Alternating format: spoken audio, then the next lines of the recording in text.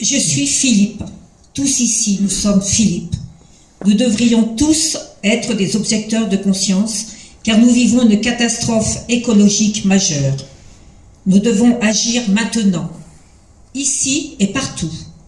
Dans la nature, les groupes d'animaux non humains suivent le chef le plus expérimenté, le plus sage, le plus juste, contrairement aux sociétés humaines où la plupart du temps, les dictateurs font régner la terreur parmi les peuples, en réussissant à imposer leurs lois par la ruse et par la force, grâce à un tissu social aliénant les initiatives généreuses. Les défenseurs de la nature et du vivant sont traqués, menacés, poursuivis en justice, ce que nous qualifierons d'injustice, alors que les oligarques destructeurs sont protégés et félicités.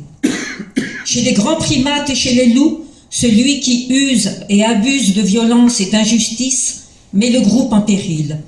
Il est alors destitué et remplacé par un autre plus juste et plus sage, car la perspicacité et la sagesse sont très respectées, garantes qu'elles sont de la survie de l'espèce et du groupe. Chez les humains, il est visible que c'est tout le contraire. Je cite ici Jacques Perrin. « La nature se débrouille très bien toute seule.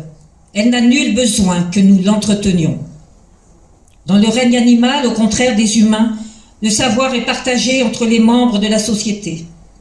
Danse des abeilles pour indiquer à la colonie une source de nectar ou de pollen, apprentissage des mésanges qui percent les opercules des bouteilles de lait déposées devant les maisons afin de se nourrir de la crème, cette technique ayant été divulguée en quelques années seulement dans tout le Royaume-Uni.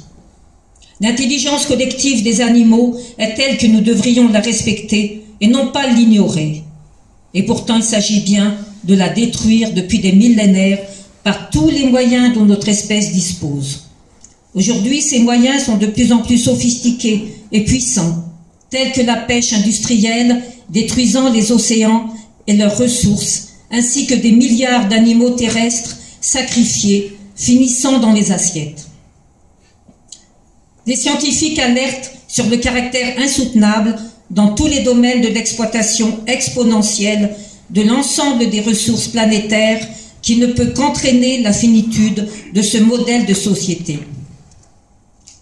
De plus, tous ces projets, nous ne cessons de le dire, sont des gouffres financiers plombant la capacité d'investissement pour des projets qui devraient paraître indispensables à tout décideur sensé, tels l'éducation, la santé, le bien vivre et le bien vieillir.